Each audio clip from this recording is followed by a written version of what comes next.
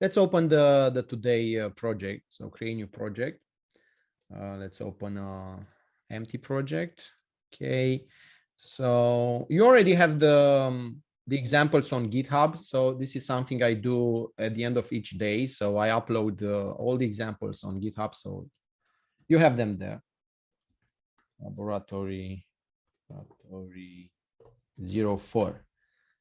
Okay, create. Let's add the source file, add new item, and C++. Okay. So starting with this week, we will also change the way we structure our examples. We will cover classes. So we will have a new structure in our programs, like a class. And the class is already using its own structure. You will have attributes, methods, and so on. So we will start seeing that tomorrow during the course. And we will use that through the laboratories. But even without classes, we still need to structure our source code. So in the end, it will be much more easier to follow. And if you go back to our previous examples, or you check your own examples, you will see that many times we want to print messages. And that will require the cout end line and so on. And let's try to make a function out of that. And also we will play with arrays of numbers or objects. And again, printing the array content, it's something usual. So instead of copy pasting the same source code, we know that a function is something we write once and use many times. Why not doing that? In conclusion, starting with today, the main function will not include any processing. So the main function will be like a main story. It will just show us the sequence of steps, like read that, print that, do that, print it again. But we will not see any processing in main. Everything will be hidden in functions. And this is a clean way to handle any programming, any software in any programming language. So this principle, it's a very valuable principle in any programming language, not just in C and C++. So let's write two functions that will help us print messages like strings or array of chars and array of values. If we work with printing or with the console, we know we need the IO stream. Last week, I used the using namespace I used the standard prefix just to remind you that using namespace standard, it's an option. It's not mandatory. Today, I will use the using namespace standard approach. Okay, and like I said, I will always switch between them. So you will not forget what we have discussed in the first weeks using namespace standard. Okay, and let's start by printing an array. Okay, so let's define very fast some values here. We talked about this last week. Okay, so I will just define the values. Okay, and we know we need the number of values. This was another conclusion of last week. If you have an array of values like numbers, objects, structures, always handle this value with you. So in this case will be 4. Okay. And instead of printing the array here, let's make a function for that. So when we define a function, again, this is a recap on something you already know. When you define a function, there are 4 things that you need to decide. So, and if you cover all 4, you have a function. Always start with the easier one, okay? And for a function, the easiest thing that you can do when you're defining it is to choose a proper name. And again, we will use the mixed camel case naming convention, as we said, which means your function name will start with a small letter and try to combine many words. So it will be very clear what the function is doing when you just read its name, okay? So you will not need to ask, hey, what's this for? So I will choose print array. Okay, so print array, which means I think it's clear what it's doing. It's printing an array. So this is the first item. The second item is to ask yourself this question. We know what the objective of the function is, right? It's represented by its name, printing an array. So the next question is, what do we need in order to print an array? This is the question. And based on the responses, or the response you will get here, you will actually get the second item or element which you need in order to define a function, which is the input arguments list. What this function needs in order to do its job. So what do we need? We need an array of values. Let's change the name just to show you that this is the local. We have seen last week at the course that even if you name your variables in the same way, they are different variables because they are located on different stacks. So I can name this one array, let's say array, okay. And obviously its size, okay, let's call it size or n or whatever. So this is the second element.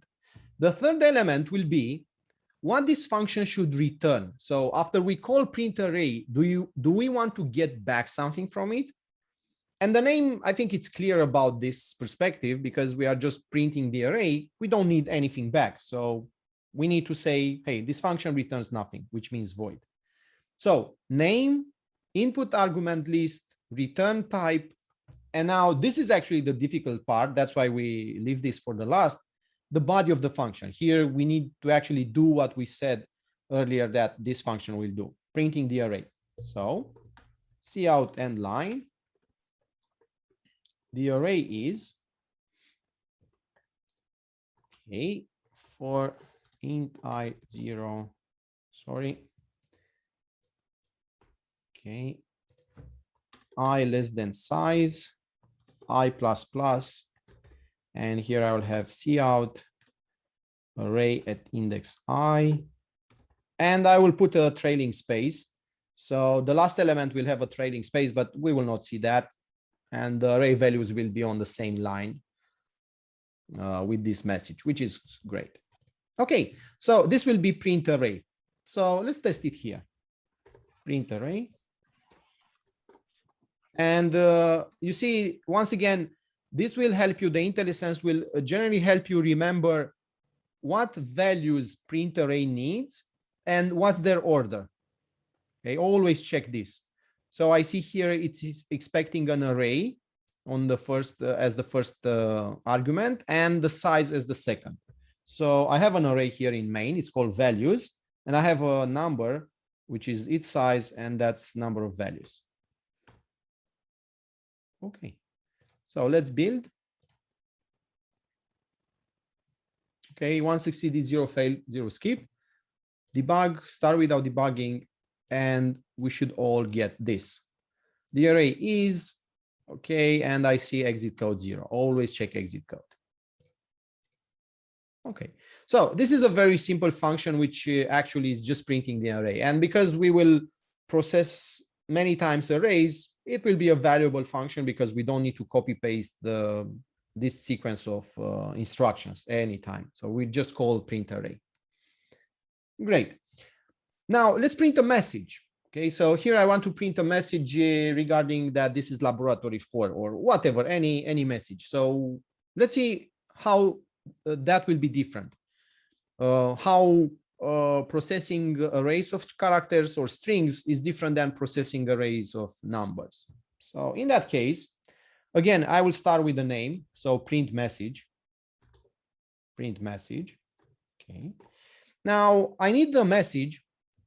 So a message is generally an array of characters. So let's say I expect this text. And if you remember, when we process messages, generally we don't need their size. So this should be another thing that we should remember from previous programming courses, that when we process an array of characters, we don't need the size of it. Now, this may sound strange because I already told you, if you go back to previous weeks, that this is actually an array of numbers, that char is a number. it's a small number, and generally those numbers, when you store characters, are actually used to store ASCII codes. For example, when you store ABC, you are actually storing these three numbers, 97, 98, 99, which is the ASCII code. So arrays of characters are actually arrays of numbers. We already clarified this. I think it was the first course. So why for array of characters, we don't need the size? Okay, why here we don't need the number of letters in that array? Because, and this is also available in many other programming languages, as I think in all of them.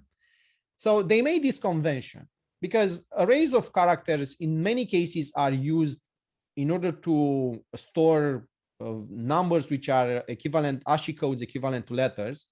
And humans generally want to see those values. They want to see the string. They made this convention. And remember, we also covered this story at some point in the first course, that there is, every time you define, let's say, a letter, you can actually say equals A, or the same thing is actually equivalent to equals 98, if 98 is the ASCII code, let's see. Okay, so 97, sorry, that's B. 97. So these two are equivalent, this and this. Obviously, we can't have both because we have the same variable there. Okay. And there is a huge difference when you have something like this, a message equals A. And some of you during the course said that the difference between this value and this value, you see, even when I hover the mouse over it, the compiler is showing me the difference. This is a single character. You see, I see the ASCII code here, but here, this is actually an array of two values, two chars. Why? Because this has that terminator by default every time you use double quotes, which is \0.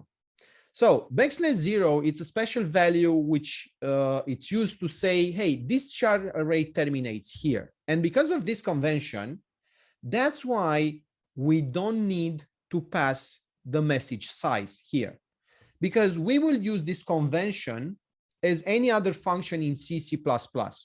So all the functions that will receive a char array will instantly process it as a string, as a sequence of chars, until they reach that \0.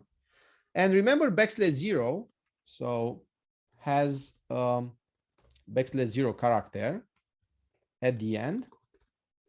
\0 is actually a 0-byte value, which means all bits, all 8 bits are 0. So this is \0. Okay, it's a byte with all values 0.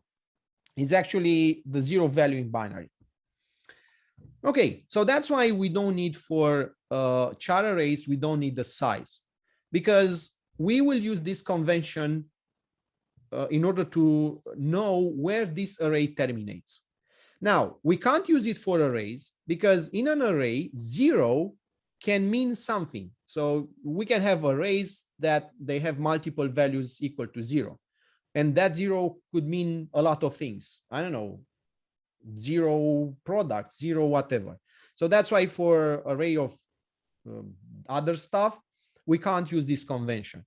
But for char arrays, let's say it's something they implemented in the language and all the other languages have inherited this rule, and this is like in this in all programming languages. Okay, so that's why we don't need a size. Great.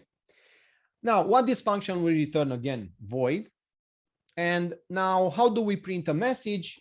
That's even easier than for we don't need to print each letter at a time like we did here, because again, all functions from C, C++ library, they know how to handle a char array, which means the output stream operator, if you pass a char array to this function, this is the function, this is the operator, it will just print it on the screen.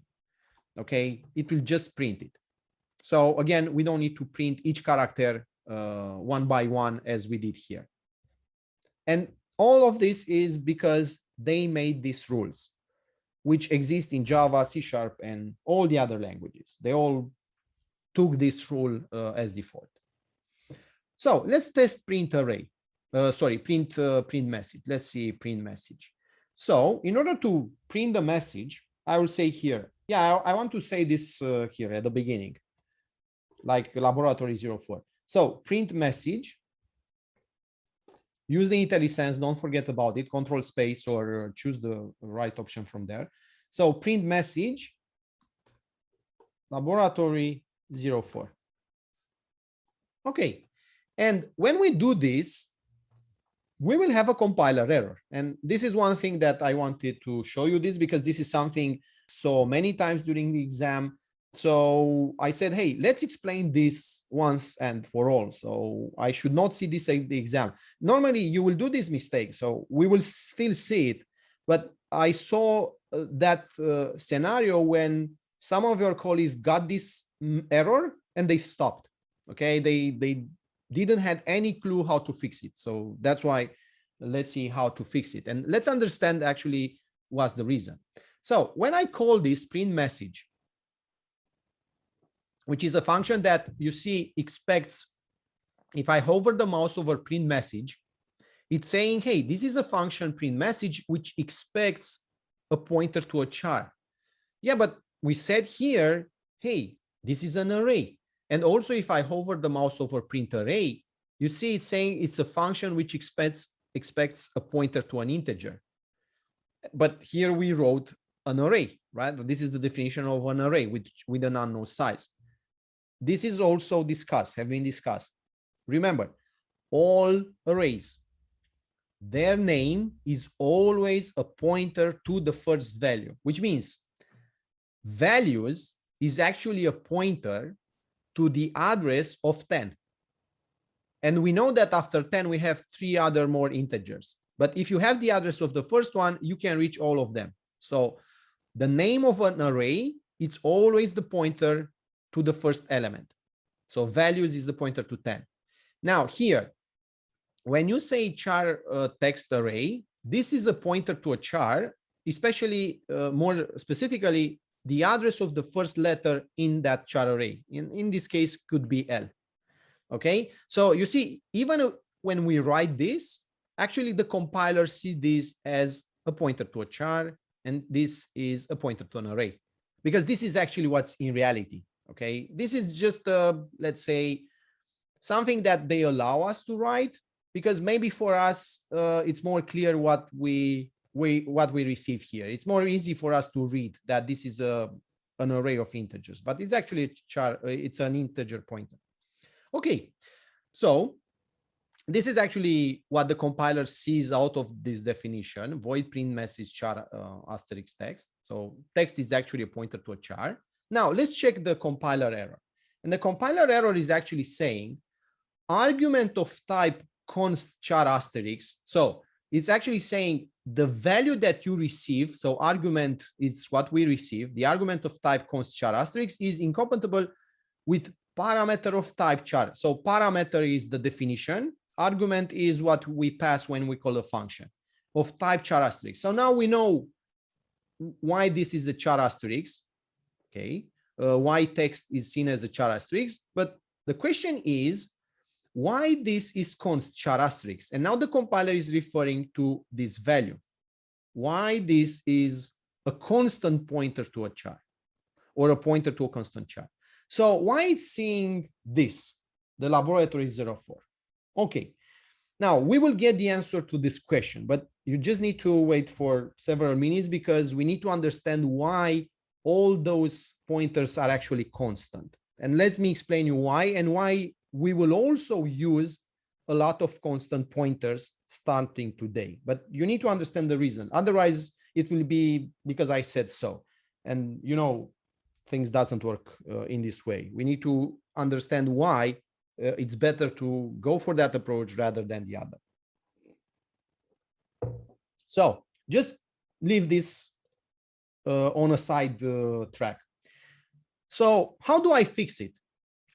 One way to fix it without, let's say, understanding the true reason will be to define our own variable, hello, let's say this is hello message, equals with laboratory 04. So it will happen the same thing when I'm defining my own array. Obviously, this was a hard-coded string here. And let's think that for a moment, let's think that maybe the compiler has an issue with these predefined strings. Now, let's see what will happen if we use our own message. So I will just comment this for one moment, but we will come back to this. Let's try to call print message with our own variable, hello message. And now everything looks okay. So we don't have any errors, build, rebuild. Okay, one succeeded. Let's see it, start without debugging. And I see laboratory 04, the array is exit code 0. Okay, it worked. So a conclusion right now will be that every time we want to use a hard-coded string or a hard-coded array of characters like this one here, we should define a variable before that, initialize it, and use the variable. Yeah, but this will make, I don't know, will generate a lot of variables, which will be used just to store these strings. So if you don't feel that this is right, it's an okay feeling. I feel the same way. So why should we define a lot of variables here just to use them through different messages in our source code?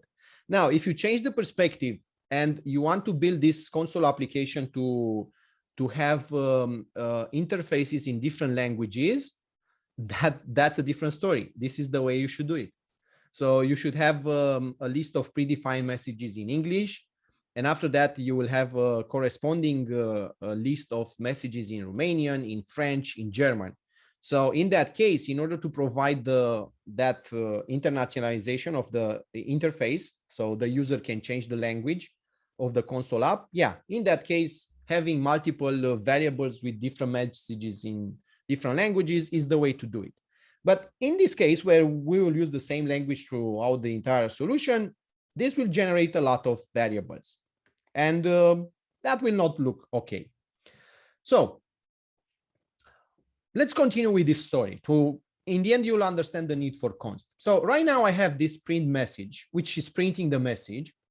And let's say that at some point maybe we will need to change the message to uppercase. Maybe we need to highlight something very important. So we need a way to change the value to uppercase, like laboratory with all caps, 04. So let's go here and try to write our own function. And in this way, we practice again functions.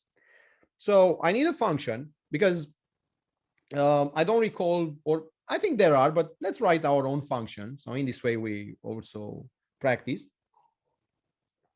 I need a function that will receive a char array, and it will replace all the small letters, obviously only for Latin alphabet symbols, because there is no upper and lowercase for 0 or 4. So it will work only for Latin alphabet symbols from A to Z. Let's do a function which will receive a char array, and it will apply an uppercase effect. So again, the first thing that I need to do is let's define the function name, toUpper. I think it makes sense. It says what it's doing, to uppercase, or let's say to uppercase if you want, to uppercase. Okay, so this was the first thing. The second thing, what do we need in order to apply to uppercase effect on a text? We need a text, right? So I have seen earlier that this is actually seen, even if I write text like this, the compiler sees this as a char pointer. So knowing that, we can also write this from this moment, char asterisk text. But again, if you see a function like this versus this one, or you extend this view on arrays of students or arrays of numbers, I think this is much more clear in terms of what we are actually saying this function receives, because this could be only one character for which we want the address. Try to imagine we have a function which processes an array of students. So here you'll have student asterisk. So in that case, we may think, hey, it's just a student, or it's an array of students. So I will still use this approach versus this one. We know that in the end, this is actually the official way, because let's say here it's much more obvious that this is an array. But don't forget that this name here, text, is actually a pointer and is always a pointer. Okay, so let's leave it like this one, but you will see in my future examples that generally I will go for this version. Okay, so this receives an array of strings. Again, we don't need the size because we know that all arrays of characters or strings will finish in \0. So I will search for that. So I don't need the size as here. Now, what this function returns? So let's say it returns void. And this is something we need to change. Okay, this is important to make a clear distinction between input values and output values. Now, this is a mistake, the way we write this function right now, and you'll understand it today. But let's go for, let's say, for the naive approach. Maybe in many cases, this was the way you should, or you think we should write this, which is a good thing. Now, let's understand why this is not okay and change the way we will write future functions after today. So I will say this function returns void. So it will apply to uppercase on this text, and it returns nothing because it's just applying uppercase. Let's be naive. So what do we need to do here? We just need to go through the text and apply the uppercase effect. How can we do that? For example, we know that small letters from A to Z, they have these ASCII codes from 97 to 122. And if you check the corresponding uppercase for A is this one, okay? And the ASCII code is 65. And if you do the difference between these two values, you will see that all small letters, they have an ASCII code, which is the capital letter version plus 32. Okay, so in order to convert from lowercase to uppercase, for example, from lowercase to uppercase, we need to subtract 32 and you get these values for each symbol here, and vice versa, you need to add 32. Okay, so what I will do is to go through the text and to see if we have lowercase letters. How do we know we have lowercase letters? We check their ASCII code. And if the ASCII code is between 97 and 122, it means it's a lowercase letter, right? It's between A and Z. And these are the symbols we will change. All the other symbols, they will be left as they were. Okay, so for int I at 0, I less than, and here I want to stop at the end of the char array. You see, for arrays of numbers, we have the size, but like I said here, we expect to have a \0. There are many libraries in C string, C type, they do this, but I will do it manually because those functions actually do what we will do now. And also I want again to show everyone that letters are numbers. Okay, just to make it clear once again that letters are numbers. Okay. So yeah, like I said, there are many functions which are already doing that. So I starting at 0, I less than. So here we need to stop at the end of the text. And in order to do that, we can actually use functions which will say to us when they reach \0, hey, this is the end of the array. This is the number of values that there are there before \0. And one of these functions, you use it, I think many times, is string length. So here I will say, hey, I stops at string length of text, okay, and I++. Remember, string length and all the string processing functions, they stop on \0, which means string length doesn't count \0. So string length will give us the number of values here based on what we actually see. So let's say there are 14 characters, but actually there are 13 characters here, because here the last one, but we don't see it here, is \0. So there are 14 with \0, which means there are 13 from L to 4. Okay, but string length will return that to us. Okay, so I starting at 0, I less than string length text I++. Now we need to check if the current symbol is a small letter. So here I can do it with numbers. Now, one of your colleagues earlier said, why are you not using the letter itself? And I will write this if in two different ways. So if this is based on the fact that all letters are numbers, okay, don't forget this. If text at index I is greater or equal than 97. So why 97? Yeah, so sorry, I saw the question now. We are using string length. Okay. The ASCII code for small a is 97.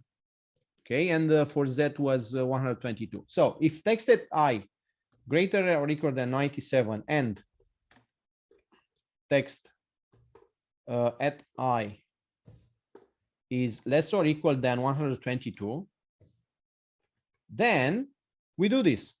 Text at index I equals, or let's say minus equals 32. Okay, which actually means text at index I equals text at index I minus 32. So we just subtract that difference.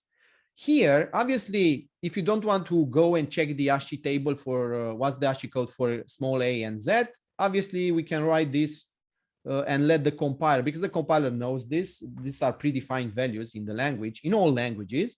So here you can actually say A and Z. But remember, all letters are numbers. Okay, and here is obvious. That's why I'm using this approach. We will use this also later, but they are synonyms. Okay, so this is actually the same thing we do here. Okay, and this is the toUpperCase function, which takes the text, goes through all the letters, and if it's encountering a small letter between A and Z, it will apply the uppercase effect, and we should see now the message in uppercase. Okay, so this will be the toUpperCase. And there are a lot of upper functions in C. For example, if I write upper, you see there is a toUpper. I think this is what your colleague said, from ctype.h. Okay, so this is another one. I don't know, toWupper. This is for I think it's for two char characters like Unicode. There is another one, uppercase. This is from IOStream. Okay, so it's applying uppercase to a stream. So like I said, there are many uppercase functions in many C++ libraries, but here we did our own version. Okay, let's test this one. So I have here the hello message. I have seen that works if I have a variable print message. So here after print array, let's let's apply toUpperCase. Let's see if toUpperCase has any issue with the again the hard-coded value. So if I type here laboratory 04, okay, I see the same error. This is a constant char asterisk, this is a char. Okay, so this is common for all hard-coded strings. Again, just have a little patience, you'll understand why they are all constant. Now let's try to use it on our hello message. Hello message, it works as print. And now let's print the message. Print message, hello message. Okay, so build. Once succeeded, start without debugging. Let's start it again.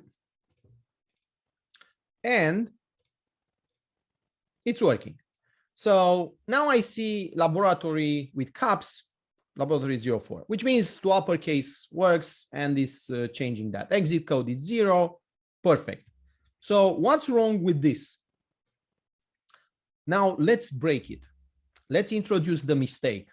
And remember, I told you in the first week that we will reach very fast in several weeks the moment when you will realize, I really hope, but at the end, until the end of the semester, everybody will realize that sooner or later, that you should not be afraid of compiler errors. Because for compiler errors, you have the best friend in the world, is the compiler. It will always say, hey, you have an error on this line. It will give you a message. You can search for that message. You can ask friends, you can ask me. So compiler errors are something we can easily see, we can easily fix, because we have a lot of hints, clues, and help. After compiler errors, you will have those runtime exceptions. And I showed you already some of them when the program crashes. But again, there, in many cases, you will get help. You run the program in the debugger, you see which is the line, you read the message, again, you ask for help, and so on and so on. So even runtime exceptions are, let's say, easy to fix, because again, you get help. Now, the biggest problem in all programming languages will be when the program does not have compiler errors, does not generate runtime exceptions, it's returning exit code 0, but the results are not correct. Those are the moments for which you will spend hours, days, trying to figure it out where you or your colleagues changed something, or you implemented something in a wrong way, and you search for that place, for that line, because you get no help. The only help will be the debugger to actually run step by step. So let me show you one of those moments, because those are actually the biggest issues in programming. Okay, not compiler errors or runtime exceptions. That's easy. Once you understand that, you can easily fix them if you know how to use those hints. So you see here, upper works. Now let's comment this one here. At the end, again, we print the message again. So if I start again the program, you will see laboratory 04 2 times, at the beginning and at the end. And now let's introduce a mistake. So let's imagine that we are in a case where this is a very complex program and we want to do something. We want to test something. We don't have time to write another function. And I will go here. Let's imagine that this is one function from 1,000 functions, and our program has thousands of lines of code. So at some point we are in a hurry, we want to test something, and I will go here and I will say toUpperCase of text. And I do this, I run this, save it, and forget about this change. And now, generally, on a complex project, you work in a team, okay? And now your colleagues will run the program again. So start without debugging. We have a compiler error. Okay, again, we know how to fix this one. You see the error, toUpperCase identifier not found. Remember, if you define the function after the place you use it, the compiler will not see it. So this is easy one. We already know how to fix this one. So just copy the function definition here, just the header, the signature. Okay, so now the compiler knows that toUpperCase is a function. So build, rebuild. Okay, we are okay. Debug, start without debugging. Again, so looks what's happening. Laboratory 04 with caps. So you will say, where's the issue? Where's the issue? Let's check main. Show me where in main someone did the change. So now the message will be in uppercase because this line is commented. So if you are the other person, yesterday the program worked, it printed the laboratory 04 as here, and now you didn't change anything in main, but now laboratory 04 is with caps. Why? Why? And now you try to search for it. Now, this is a very basic short program. It has only 48 lines with spaces, with empty rows and so on. So it's a very simple one. You just check all the functions. But if this is a complex project, that will take a lot of time. And where is the mistake? The mistake is that someone here changed the text to uppercase and forgot to change this. Now, who is to blame? You may say the person who tried to do this here, because it's not normal. Here you just print the message. You don't apply also uppercase because this is not a function called print message and uppercase, right? So it's just print message. Print message should not change the input. And this is the reason for that const, and this is the reason for this logic error. We need to make a clear distinction between input values, which means we need them as input, we don't change them, and values which we return. because this is actually the cause for many bugs you will create in the future. So how do we prevent this? How do we say, hey, print message receives something and I promise you it will not change it? How do we say that? How do we write something that everybody will know, including the compiler, that that variable will not change its values? And we have a word for that. We have seen it. It's called const. So constant variables, they don't change their value once they have been initialized. So if you have input values, especially arrays, because these are very dangerous, you see, uppercase was able to actually change the value of laboratory 04 because, and this is a variable here on the main stack. So how that was possible? This is the last course. Remember, when you receive a pointer to something, you can actually do anything there. That's the power of pointers. Will give you access to variables which normally they are inaccessible because they are in another sandbox. So every time you pass an array as an input argument, even if you say, hey, I will not change it, you are actually giving me the array by its pointer. Remember, the name of an array variable is always the pointer to the first element. And if you are giving me the pointer, I can do anything I like there. I can delete your array. I can apply uppercase. Okay, so this is actually the issue.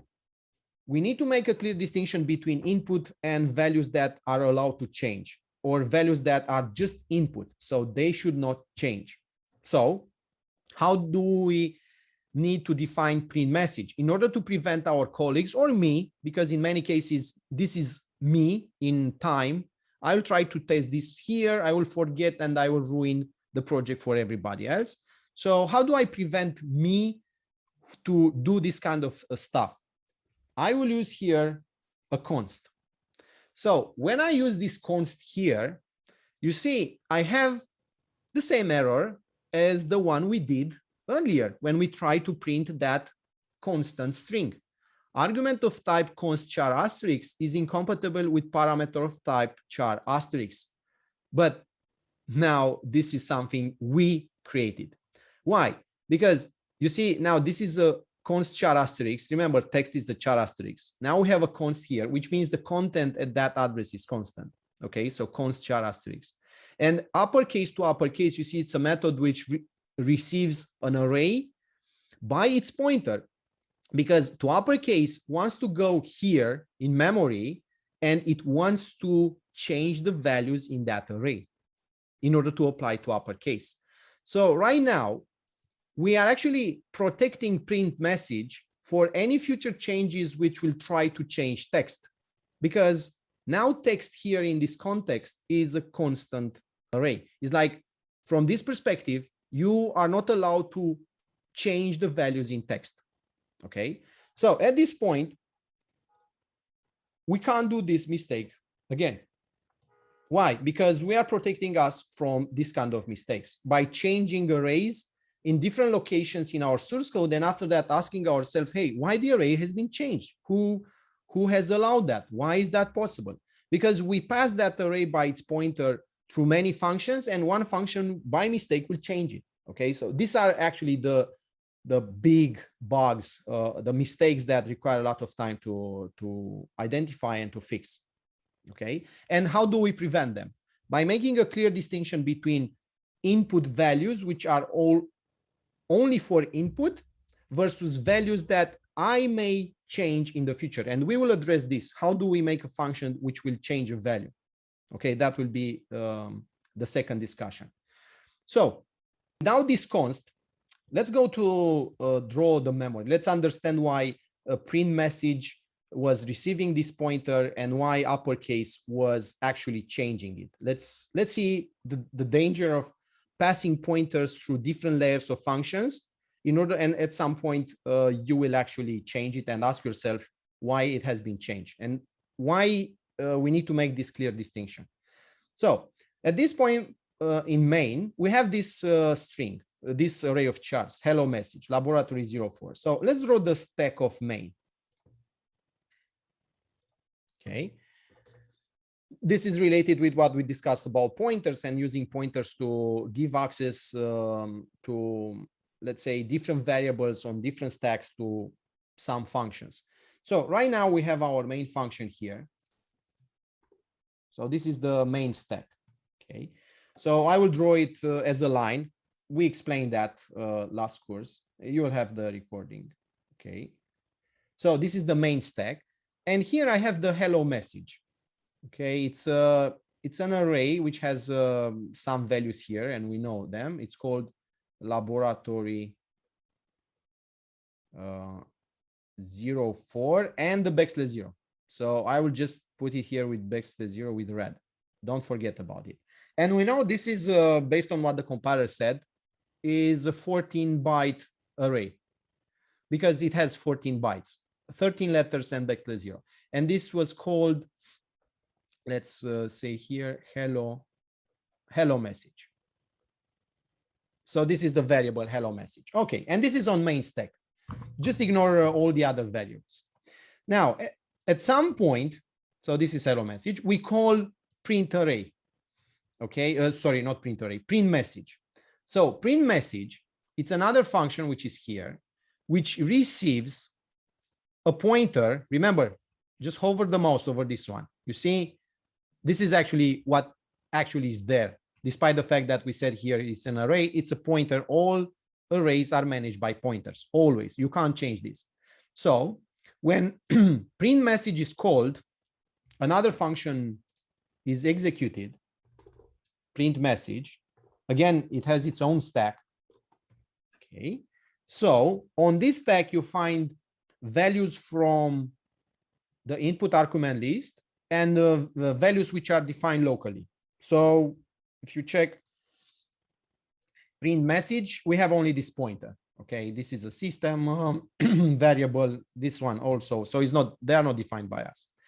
Okay, and here we receive, remember, the pointer. So let's presume we receive a copy of hello message. Let's be naive again. So this is the naive approach. I will think I will receive the message itself, which means laboratory 04 with \0. Let's be naive. Let's say this is text, which means in this case, it's again a 14-byte array. So here we are naive. Let's see what will happen. Now, print message will print this, and you will say, yeah, it's printing because it has it here, laboratory 04. Okay, so until now, we don't have any proof that this is not true. And after that, we call toUpper. Now, you will say, yeah, here I see it's receiving a pointer to a char. Okay, let's be naive. Let's continue with this story. Let's see where it will lead. So again, let's say toUpper, and again here, let's be naive and think we get the array itself, not the pointer to it. So print message will call another function, which is called toUpper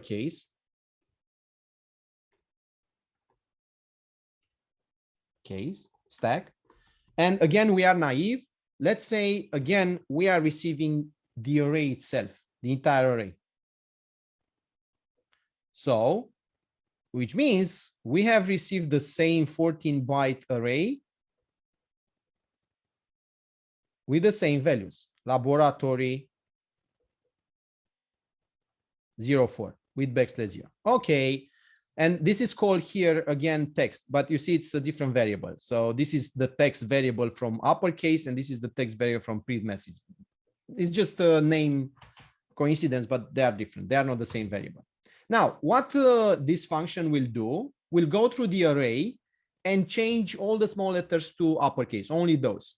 So if this is a copy, if toUpper has its own copy of the array, it means that all the values are changed here.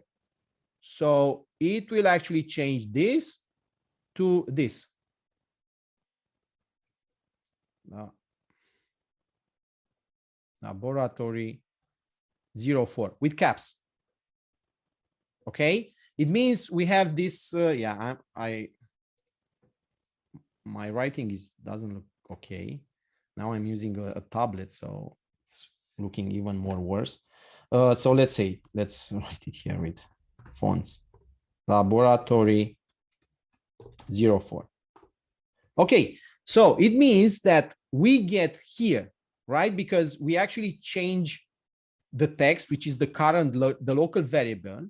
So if this is a copy, if this is a copy of the initial array, it means we get laboratory 04 here on the toUpper stack. Now, what's happening with the toUpper stack? Is destroyed, right? This goes away when the function terminates, which means here. Okay, so the stack is terminated, the function is terminated. We go back where? To print message. So when you reach this point here, toUpper does not exist anymore, and its stack is lost. It's not destroyed, but it's lost. Okay, you don't get the values from there. And now print message. So if we print the message back here, cout end line text, we should be safe, right? Because laboratory 04 is still laboratory 04 as initially. Okay, now the function terminates also, print message terminates. So now what will happen? Its stack is lost. So this goes away. And now we go to main. And in main, here, we print again the message. So again, we do the same story, which means now here, when we go back to main, if we check this memory, laboratory 04 has not been changed. Why? Because here we were naive to think that all these functions were receiving a copy of the array. But if we check the output, we actually see that here it's laboratory 04. So how this change from here has affected this variable from main stack if we just got copies of the array? It couldn't. Okay, that was the example with the interchange. So let's not be naive. Remember, all functions that receive an array, they actually receive the pointer to it. They receive the address of the first value, which means print message receives here a pointer, uppercase receives here a pointer. So that's why I wrote this in much more clear way, just to make it clear. But always, every time you receive an array, you receive its address, which means this is the naive approach. Let's not believe this one, and let's actually understand what we actually get. So here we don't get this. Yeah, let's draw this. Okay. So when print message is called, we actually get the pointer to the hello message text. So here we actually get a pointer, and we discussed that during this semester, all pointers have 4 bytes because we are compiling code for x86 architecture. Okay, remember what we covered last week, 4 bytes. And this is actually text, it's just a pointer. So everything in memory has an address. Let's imagine that the address here is #AA. This is the address, okay? So when we call print message, we actually get this address, AA, by default.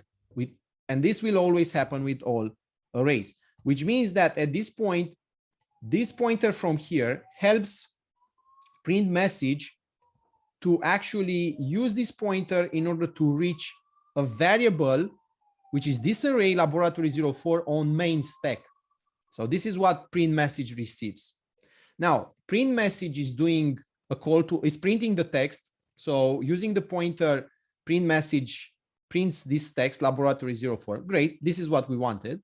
And now print message is calling to uppercase. And when this will happen, again, we have the to uppercase stack. And again, to uppercase will receive the same pointer because they all receive the pointer by default for arrays. So now we have another pointer here, which by coincidence is called text. Okay.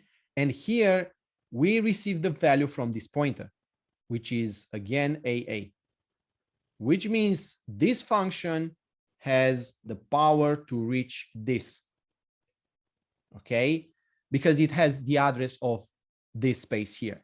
So every time you have the address of something, by default, you have read and write access. read and write. And because we have read and write access, you have seen that toUpper case has been changed, not a local variable, but actually this variable. So now you get that value, laboratory 04 here. Okay, so it's changing the value there by applying the uppercase. And this is what actually happened.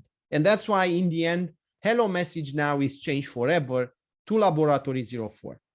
Okay, so this is the explanation of what has happened. So again, where is the mistake? This is the mistake. Here, we are actually changing something we should not change, because print message should be something that will receive a char array, even if it's receiving it by its pointer, and print message should not change it, because print message should just print. So how do we protect us from this kind of stuff? We make the input variables which are only for input, which means they are only to give us their value and that's it, by defining them const. Okay, and now you see if you try to change it, you get a compiler error, which it's a good thing because I will not do this logic mistake in the future.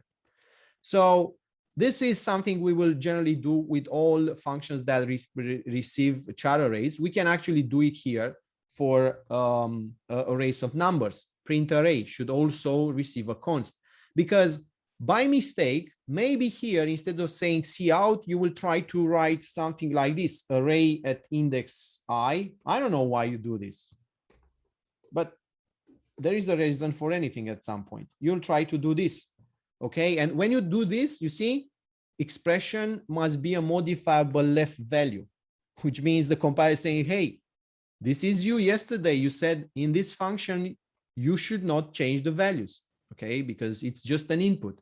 And obviously we should also, this is very dangerous to change the size, which is, we should also pass it by const. But these are safe because this is just the value, it's just an int.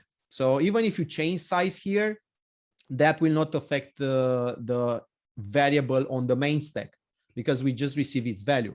But it will be dangerous for us to change the size if we don't want to do that, okay? So this is the power of const, okay, to protect us from this kind of stuff. So why we work here? Why are we here? Sorry, because we try to do this, and here print message was giving us a compiler error saying, hey, this is expecting a char asterisk, but it's actually receiving a const char asterisk. And I said to you that all hard-coded strings like this one are actually managed by constant pointers. Why is that? Because you see, this is a hard-coded value. This value will be inserted into the machine code. So if someone will check the machine code, we'll actually see this laboratory 04. So every time you write a string, you hard-code the string in the source code, it's visible in the machine code, which means this is a variable. It's still a char array, but this char array does not exist in memory. It's just hard-coded. Okay, so it exists in the source code, but there is no memory for it. So how the compiler will prevent us to change something that doesn't exist in memory? It will say, hey, the content of this char array is constant, so you can't change it. But the reason is that that thing does not exist in memory, okay? So because of that, all hard-coded strings are managed by constant chars. So they are just for input. We can't actually change them. We can't actually replace their values. And that's why you see the const char asterisk.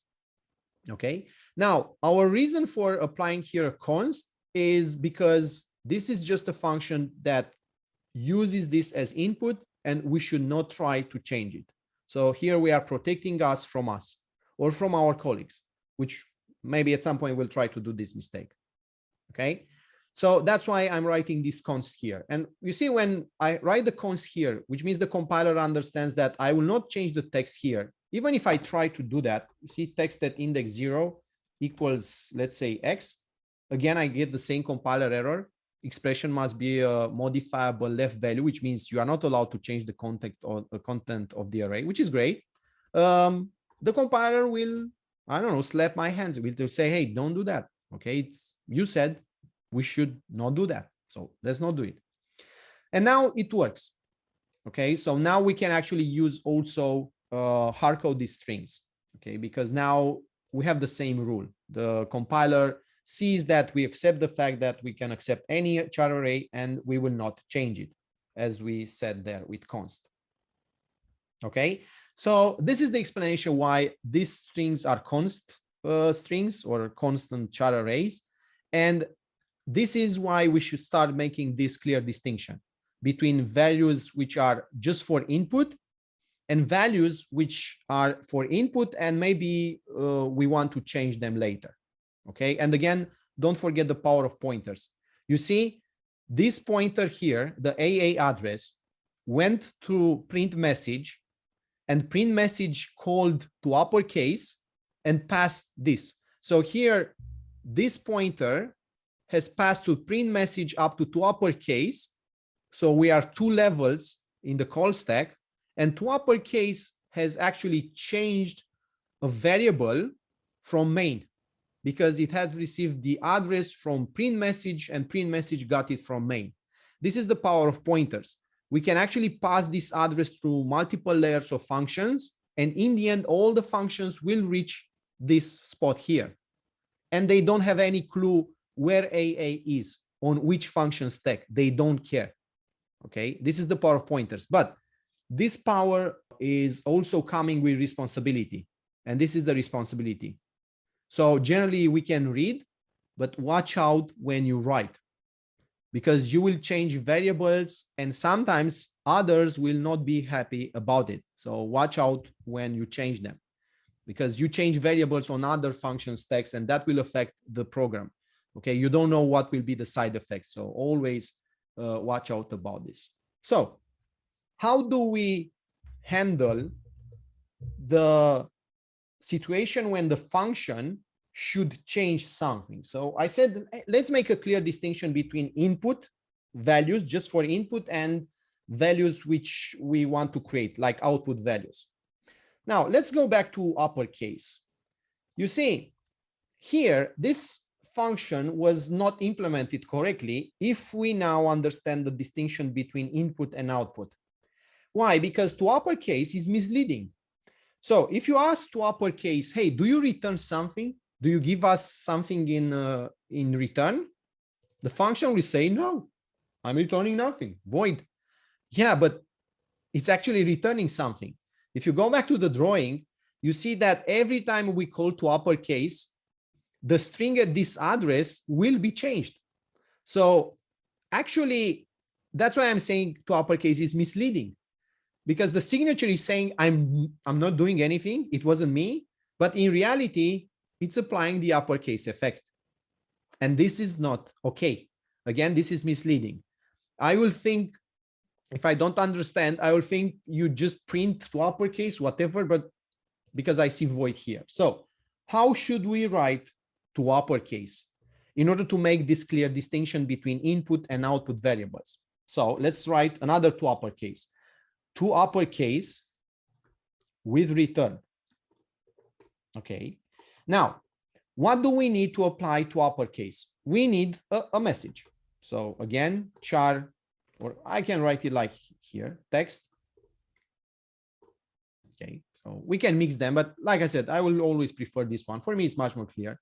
You can go only with this version. It's okay. Both are the same.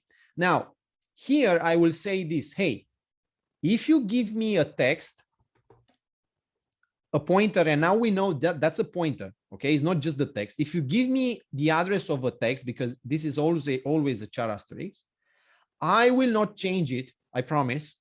And this is the contract. The compiler will enforce my promise, so I can't break it.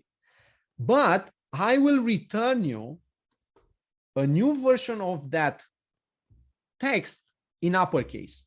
So in this way, if you have an initial message, hello message, which is laboratory 04, you can apply to uppercase. You will not lose the initial version, laboratory 04, but you will also have another laboratory 04 with all caps.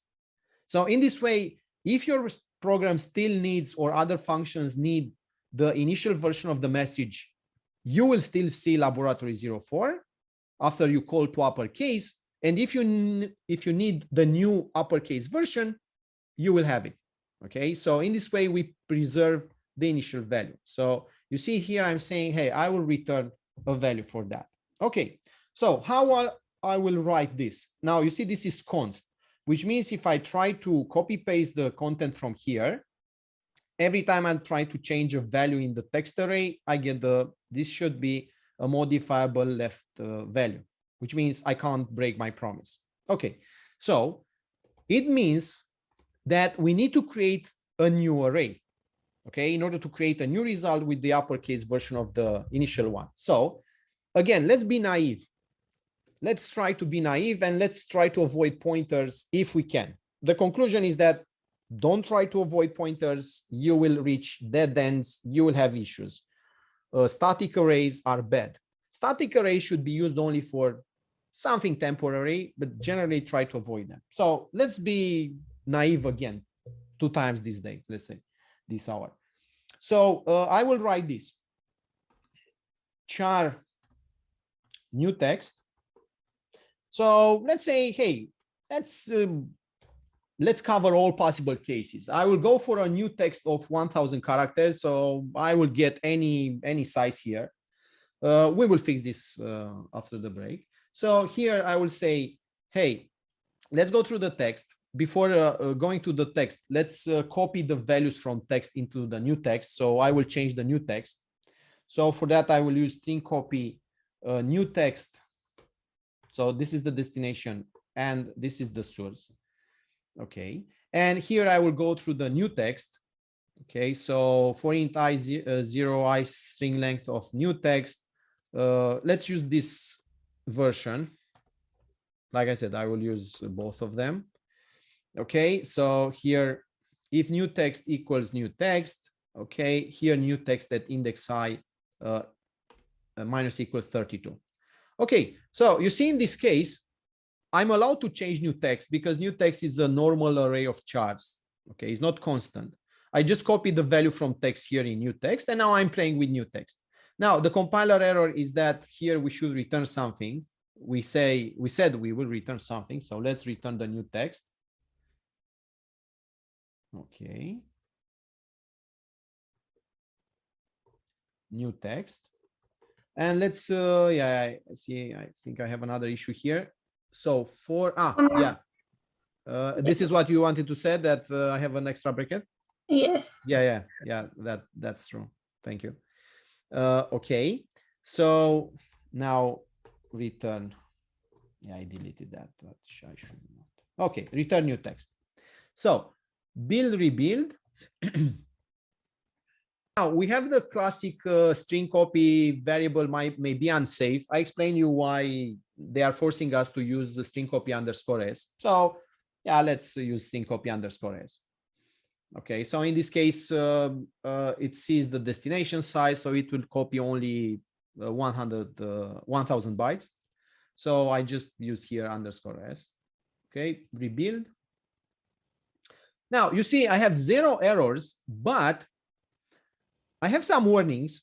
And like I said, in the first weeks, we don't worry too much about warnings, but we should, because in many cases, there are those are the reasons for very interesting errors. And there is this warning here, returning address of local variable or temporary new text. And it's just a warning.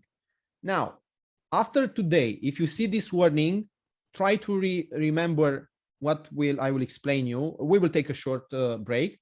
Try to remember this explanation. And this is one of the biggest issues with pointers when we return addresses of something which we should not return. So let's do this mistake. Let me show you what will happen. And these are the cases where you will actually want to have a compiler error or at least a runtime exception. So this is the toUpper case with return. We create a new array. We copy the text from the input. We change the new array because we cannot change text, it's constant, and we return the new text. So I don't have any compiler errors. I will go here, and instead of calling toUpperCase, I will say this, char asterisk, let's say upper hello, equals with toUpperCase with return of hello message. Okay. And now I will print hello message. And after that, I will print upper hello. So I want to see the message initially. I want to show you that this is not changed anymore. It's still laboratory 04 after we call toUpperCase. So this is my proof that we are not changing hello message. And after that, to see the uppercase version. So build, rebuild. 1 succeeded, 0 failed. Start without debugging. And here it is. Exit code 0. But what's this? Now, some of you here, you may have other characters or multiple strange characters, not just one. If you are lucky, you may get a runtime exception, the pop-up, or a strange exit code. But let's say today is Monday, we don't have that luck. So for me, it's just this. Now, we are actually looking for this message, but try to imagine if this program was complex, much more complex than this one. How difficult would be to see this? Okay, now, if this was really a bad day, sometimes here you will see laboratory 04 with caps, but only sometimes, not all the time. Now, if that would happen, it means it's a bad day for coding, okay? You have bad luck that day. If you still see with caps, just run it multiple times or just write something else here in main, do other stuff. And at the end, you will see that message like this. Okay, so what's the reason for that? You see, we don't have any runtime exception. We don't have compiler errors. Why we don't see laboratory with caps? Okay, and the explanation is that warning. And in order to understand the warning, again, we need to draw the memory. This is where you understand issues with pointers, and this is where you actually understand pointers. So let's take a short break until let's say 3 o'clock, and after that we will have 20 minutes to explain what's the mistake and why we have this strange behavior. If you have any questions before we take the break.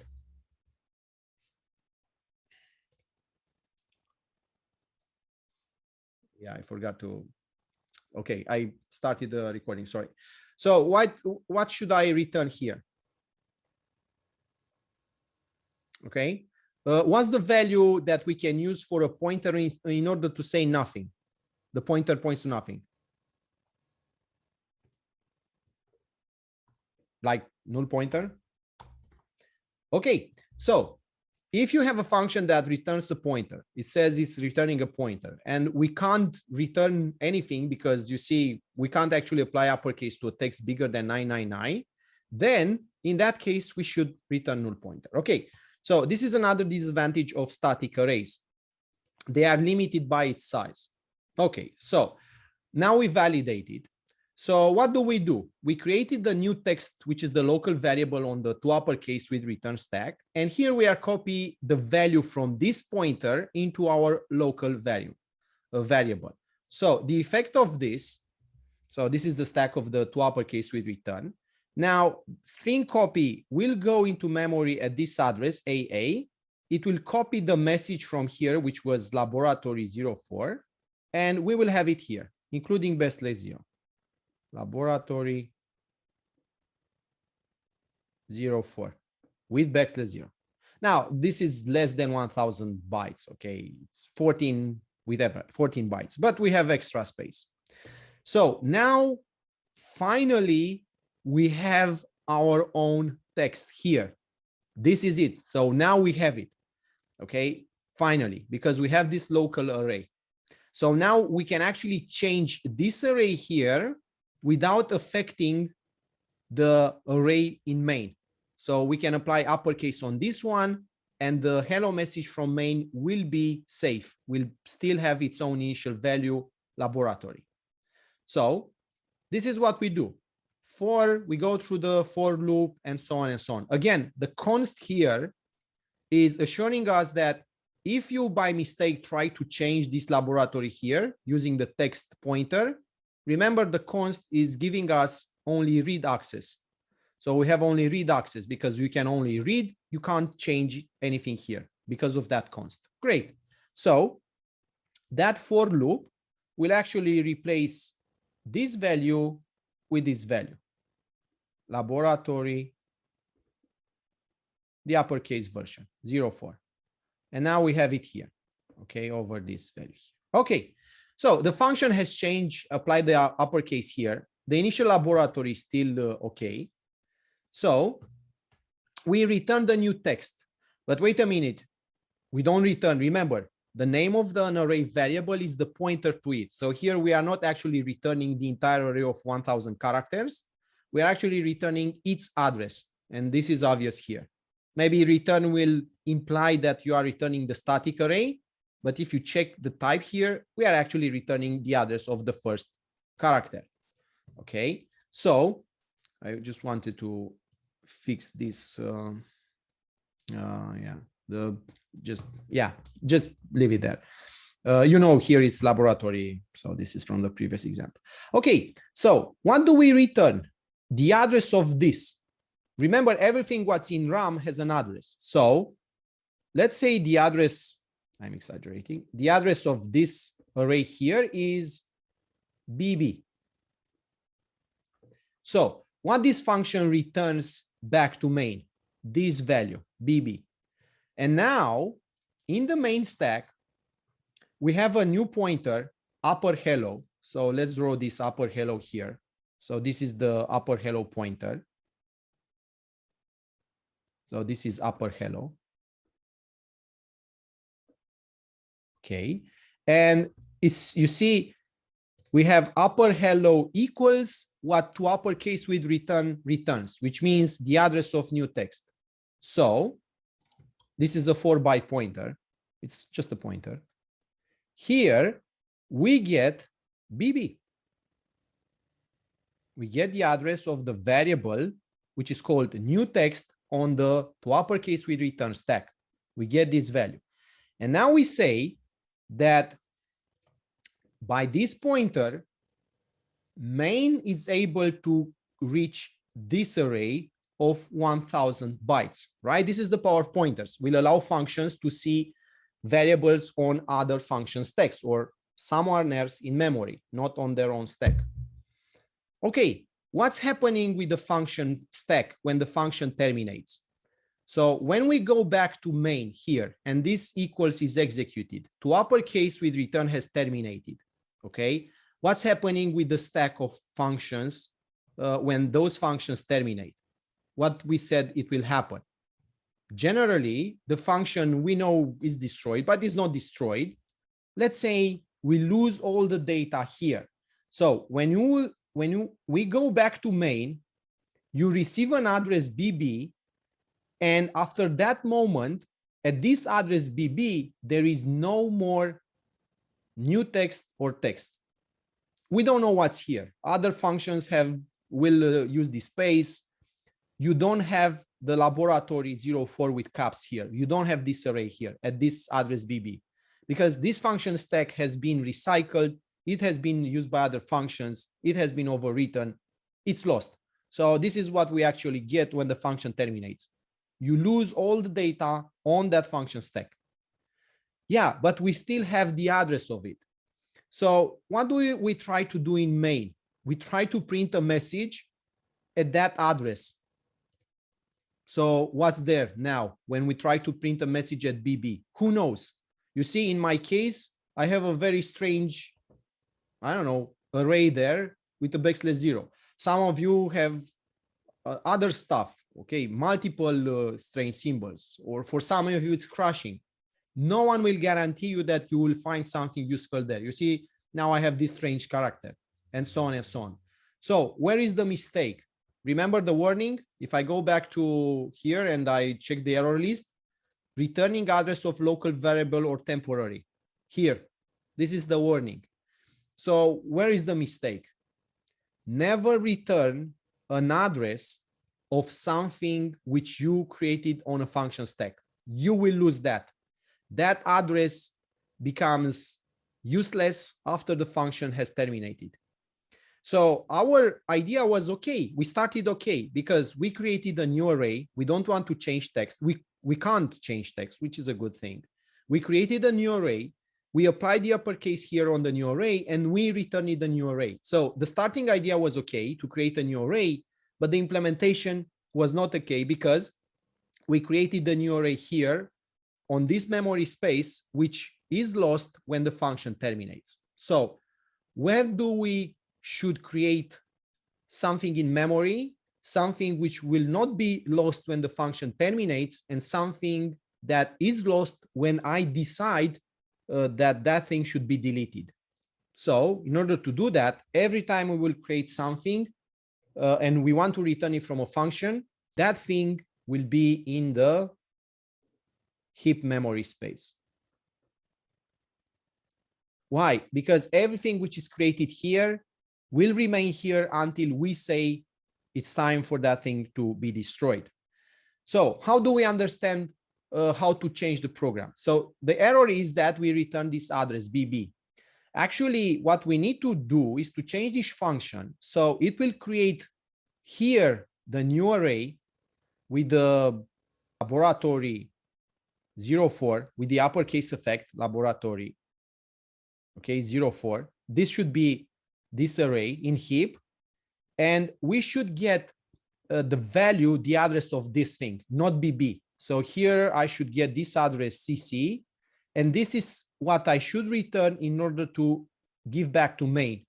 So main, in order for this program to work, should receive an address, not BB, but an address which will help main reach this space in heap. Why?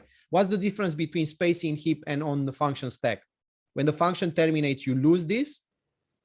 What you create in heap stays there until you decide that it's time to destroy it. Okay, so no one will destroy that until you say so. Okay, so this is the image that should fix this example.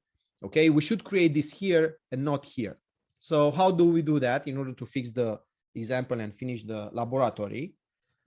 You see another disadvantage of static arrays. So the first one that we have seen today was that they are limited. And secondly, and this is the biggest danger with them, is what the warning was saying. Every time you create an array on a function stack, don't return its address. Actually, every time you return, you create something on a function stack, don't return that thing address, because the address will not be valid. It's useless after the function terminates. So we should do this. How do we create new stuff in heap? So I will have new text equals new char. So if you want to create something in heap, in C++, you have only new. If you don't see new and someone is asking you, where is that variable? It's never in heap. So new, it's your only way to create something in heap. If you don't see new, it's not in heap. It's on a function stack, okay? Because that's the other type of memory. So new, it's your assurance that that thing is in heap. Now, how many bytes? We can say 1000. So if I do this, now string copy underscore s is not able to actually check the size of new text. So now I need to write the size here, the maximum number of characters that it should copy. New text was the problem. Yeah, sorry, that was the problem. So by doing this very simple change, by writing char asterisk new text equals new char, which means give me an address of an array of 1000 characters in heap. If I go back to the drawing board, that instruction makes the entire difference. Now, instead of having here a huge array of 1000 characters, now we have only one pointer, 4 bytes, which is called new text. So you see now new text is just a pointer, 4 bytes. And now it's pointing here. So now we got here CC. This is the effect of that instruction. By just changing one line, we change the entire image here. You don't have this array here. Now it's in heap, and now we have its address here in new text. Okay. And because now we are returning at the end the address of this thing in heap, we don't care what's happening with the toUppercase with return stack. I don't care what's happening with this pointer. Okay, because now main will receive this address. So when this function stack is terminated, we can still reach this and the value is still here, laboratory 04. So I just changed this line, okay, new char of 1000. And if I run this build rebuild and run it again, I can run it 1 million times. Every time you will see the same output, which is the correct output, laboratory 04. Okay, so the initial text is still unchanged. And now we have the new text, which is laboratory 04. Okay, now if we are using dynamic arrays, we will not limit ourselves. You see that was the limitation of a static arrays. They were limited to 1000 chars. But now we have the power to create the arrays with any size. So in that case, I will not need this because I can create an array with any size. And now here I will say, hey, I can create an array with any size you pass to me. So string length of text. Now, remember, string length is not counting \0, but we need an extra byte for it. So that's why you need the +1 here, because if you don't create the space for \0, string copy underscore s will not be able to copy the \0. And when you will print the text, it will crash. Okay, you can do this. Just remove the +1, run the program, and you will see what will happen. Now here, again, string copy underscore s needs the maximum number of characters. So it will be how many characters text has +1. Okay, so this is the equivalent of string copy, the safe version. Okay, and now we don't need to create an array of 1000 characters. We create an array with any required size. So build, rebuild, and this is the way we will actually run our programs. Okay, and you may say, so we will ever use static arrays? Yes, but we will use them for very specific stuff. Okay, you see it's still working. So we will never use static arrays for something that we want to return. But if you need a temporary array to, I don't know, do some temporary computations, you can still use them, okay, because they will go away with the function. So I think this is the only advantage that the static array has. If it's a temporary static array, if you define it on the function stack here, you don't worry about cleaning that array later, because once the function has terminated, that static array will be recycled. Okay, so that's the only, let's say, reason to use static arrays in functions for temporary stuff. And you don't want to create something in Heap and after that to try to figure it out how to avoid the memory leaks. And we will talk about memory leaks in the following weeks. Okay, so that's, I think it's the only reason to still use static arrays. But if you want to return a result, always go for the dynamic array, which means the array which is created in Heap. Okay, so this is it for today.